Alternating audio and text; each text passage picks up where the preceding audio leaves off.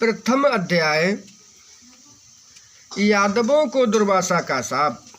श्री सुखदेव जी बोले, हे राजन, एक दिन त्रिलोकीनाथ श्री कृष्णचंद्र जी ने अपने मन में ये विचार किया कि हमने पृथ्वी का भार दूर करने और हरि भक्तों की रक्षा करने के निमित्त अवतार लिया है। कंस, जरासंध आदि अधर्मी राजाओं और दैत्यों का वध हो चुका तथा कौरव पांडवों में महाभारत कराकर पृथ्वी का भार भी दूर कर चुके, लेकिन अभी यदुवंशियों का भार शेष है। अतः यदि मैं इन्हें अपने हाथों से मारता हूँ तो लोक निंदा होगी। जब श्री कृष्णचंद्र जी ने ऐसा विचार किया, उसी समय प्रभु की प्रेरणा से दुर्वासा आदि कई ऋषि तीर्थाटन करते हुए द्वारकापुरी में आ पहुँचे। उस समय श्री कृष्णचंद्र जी ने उन सब का बहुत सम्मान किया और उन्हें पिंडारक तीर्थ में निवास किया। हे राजन, एक समय प्रद्युम्न और सांब आदि यादव कुमार शिकार खेलते खेलते पिंडारक क्षेत्र में आ पहुँचे। उन लोगों ने जब वहाँ ऋषि मुनियों को तप करते हुए देखा तो वे आपस में खेलने लगे। देखो, ये ब्राह्मण सांसारिक मनुष्यों को ठगने के हेतु ढोंग रचकर समाधि लगाए बैठे हैं। यदि ये सच्चे साधु हैं तो हमें इनकी परीक्षा लेनी चाहिए।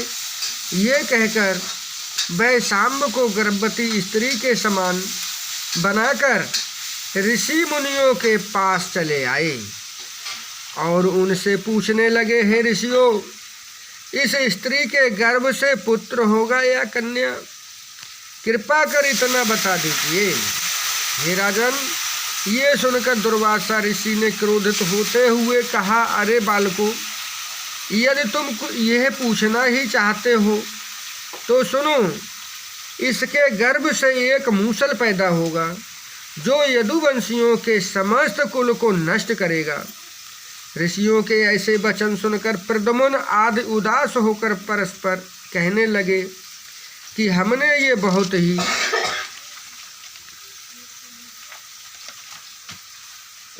बुरा किया जो इस प्रकार ब्राह्मणों से छल करके अपने वंश का नाश कर डाला। तदंतर जब प्रद्युम्न ने सांब के पेट से बंधे हुए कपड़ों को खोला तो उनके अंदर से लोहे का एक बड़ा सा मूसल निकल पड़ा। ये देखकर वे सब भयभीत हो राजा उग्रसेन की सभा में गए और सभी सभासदों को वह मूसल दिखाकर ऋषियों के शाप का सारा हाल कह सुनाया। ये सुनकर राजा उग्रसेन ने ये निश्चय किया कि इस मूसल को रेती से रितवाकर इसके बुरादे को समुद्र में फेंक दिया जाए, जिससे शाप की जड़ ही नष्ट हो जाए। तब श्री श्याम सुंदर ने कहा, ऐसा करना ही उचित है। हे राजन, यदुवंशियों ने उस समय मूसल को समुद्र के किनारे ले जाकर लोहारों द्वारा रितवा दिया और उसके चूरे को समुद्र के अंदर फेंकवा दिया। मूसल को रेतने के बाद जो अंत में एक छोटा सा टुकड़ा शेष रह गया था, उसे भी समुद्र में ही डलवा दिया। मूसल के उस बचे टुकड़े को एक मछली ने निगल लिया।